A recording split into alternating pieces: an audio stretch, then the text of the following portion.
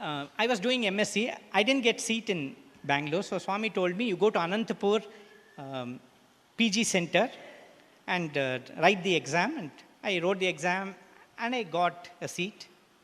As I was doing my MSc there, my own seniors had become lecturers in Prashanthi Nilayam. See, at that time, Prashanthi Nilayam college had just started. We didn't have post-graduation. So Swami asked me to do it outside. So one of the days when I came, my senior, who was the warden, called me and said, "Hey, Ravikumar, you're very lucky." I said, "What happened?"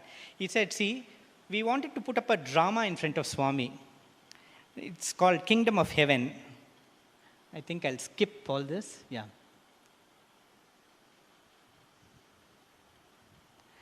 He said, "We are putting up this drama. It's about Jesus Christ life. There's an international conference coming up." So we asked Swami for permission, and Swami said, yeah, you can put it up. It's a good idea. And then Swami went through the list, who is acting as whom. And Swami showed one particular role and said, "Put Ravi in this role." And they said, "Swami is not here. He's studying in Anantapur, 80 kilometers away." Swami said, "He comes weekends, he can practice. You put him in that role." So Swami selected you for this role, he said. I didn't realize at that time that Swami had really selected me for that role, not only in the drama. So when I came that weekend, Swami himself told me, "Hey, I have selected you for the drama." There was one gentleman by name Christopher St. John, who was actually a Hollywood director and actor. Swami called him, told him, "You direct, take these boys to Purnachanda Auditorium green room and let them practice." We were practicing there.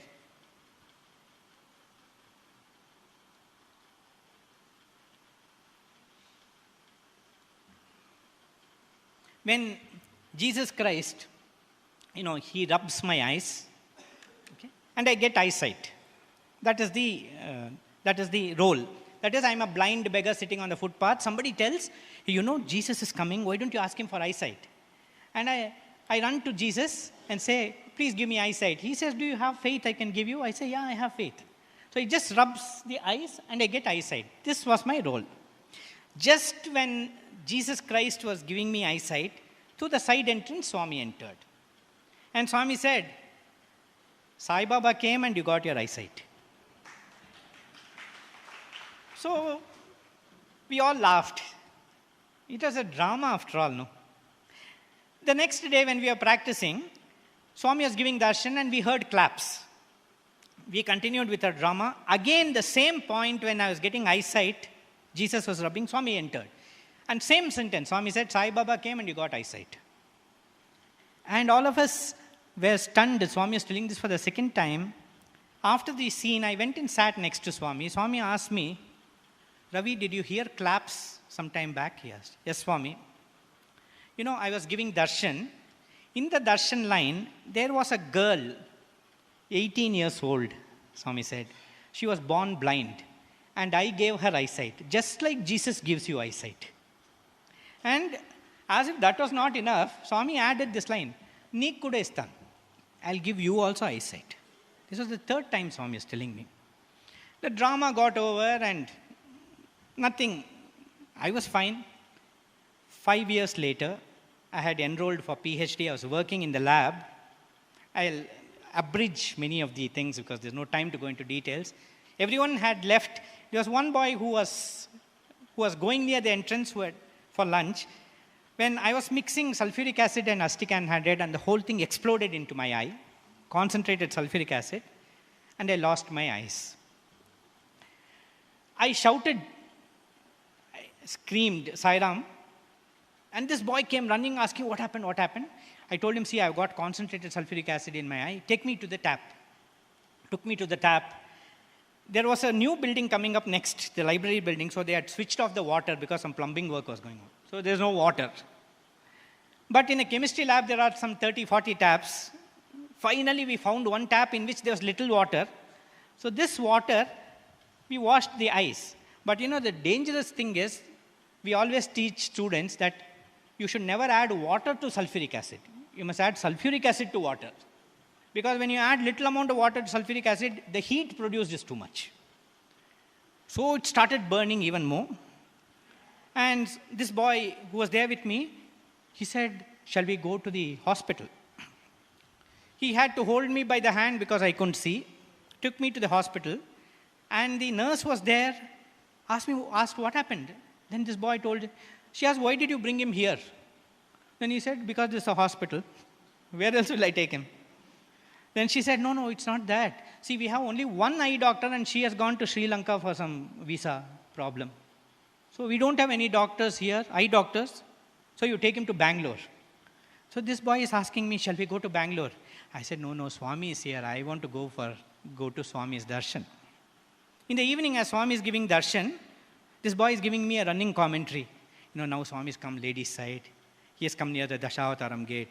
He has come near the sick bay. Now Swami is coming near us. And I can hear the rustle of Swami's silk robe, but I can't see him. Then some elders told Swami gave me 3 packets of vibhuti. And he said, Ravi, take this and you will be all right. Take this 3 times for 3 days. Anta sari aipotundi, he said, you will all be fine. So I was very happy because Swami had said. So I took this vibhuti, 3 days.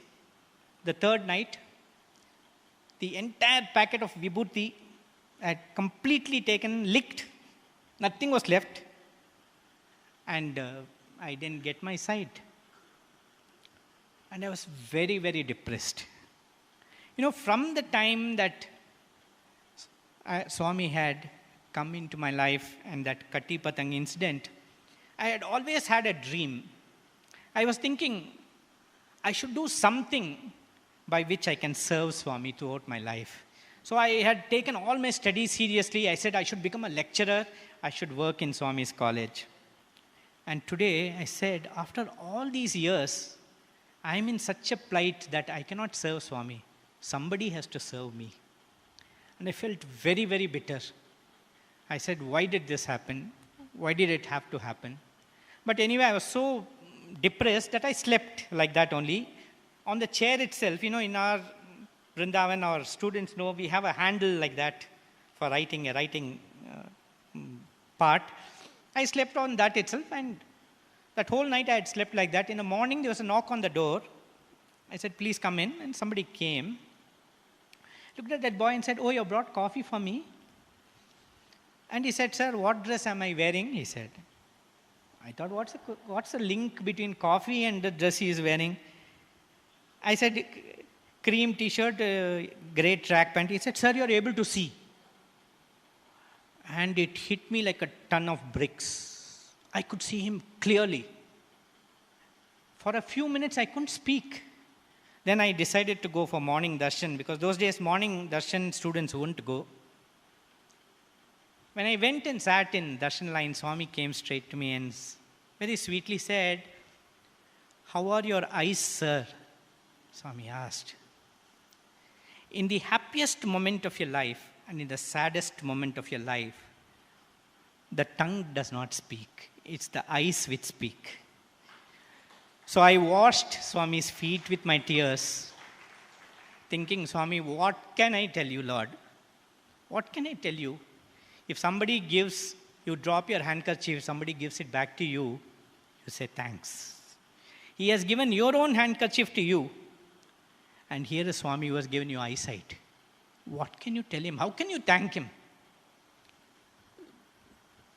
So after that, when I got up, Swami said, go to Bangalore, get yourself a pair of spectacles, always wear it in the lab, and then he said, be careful next time. The moment Swami said this, I got petrified, because that means there's going to be a next time. Because I said, somebody asked me, how was this experience when you lost the eyes? When you acid fell in the eyes? I said, very cool it was. How can I describe to you what it was?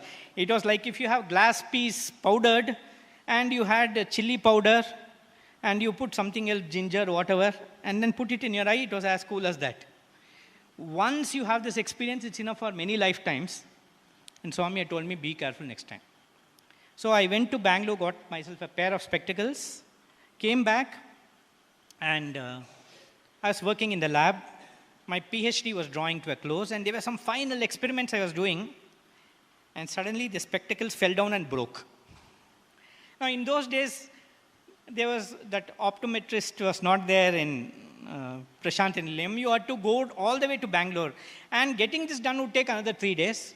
The experiment I was doing was so important that if I stopped it, 3 months of work would get spoiled. I would lose 3 months, and my PhD would get pushed. So I told myself, I'll be very, very careful. Because inside I am hearing that voice saying, be careful next time. Be careful next time. I said, I will be very careful. So I continued with the experiment. And this time it was not sulfuric acid. It was chromic acid. Sulfuric acid plus potassium dichromate, when you add, you get a dark liquid like hala poison, black color, fumes and all that.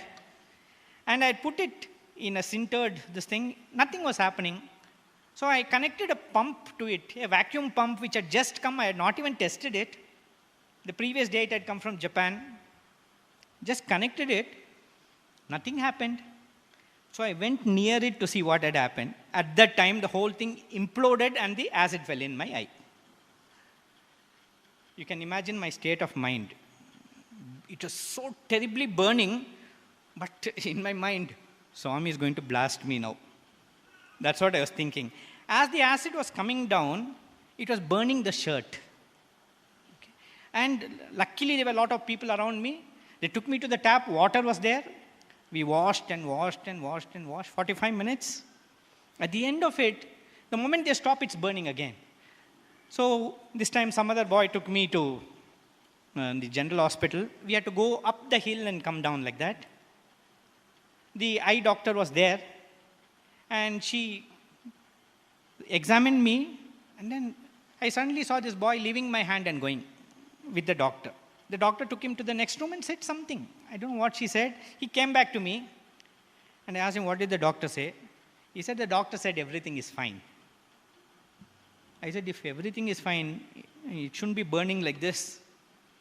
Then I thought of a new strategy. I told him, see, Swami is going to ask me what did the doctor say, so better tell me the truth.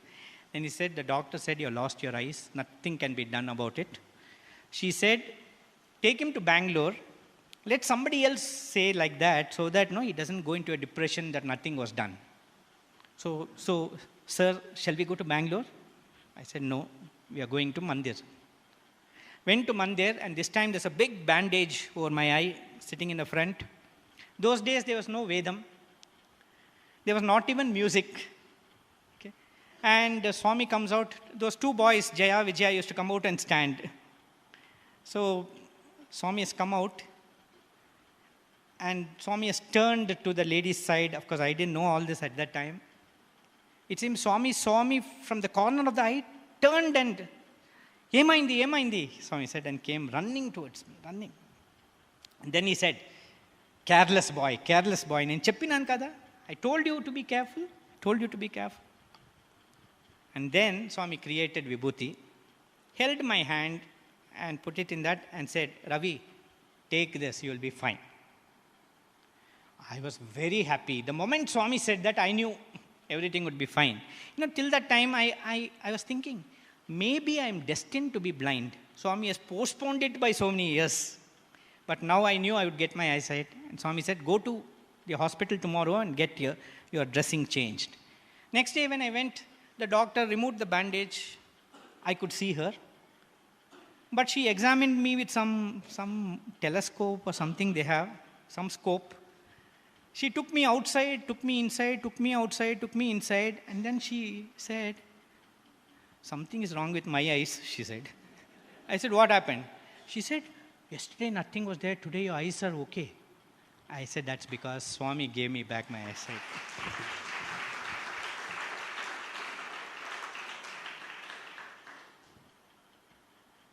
To Swami who has given so much, words are not enough, but what else do we have to offer him? In fact, there is one beautiful saying which Swami used to say in his discourses.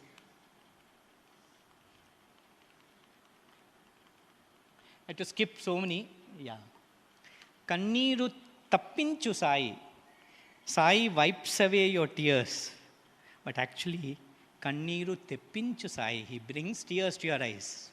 When you talk of him, how can you not be in tears? He means so much to each one of us. The question that we have to ask ourselves is our life worth saving? Let us make something out of our life so that the Lord's efforts will not go in vain. Let us offer our lives completely to Him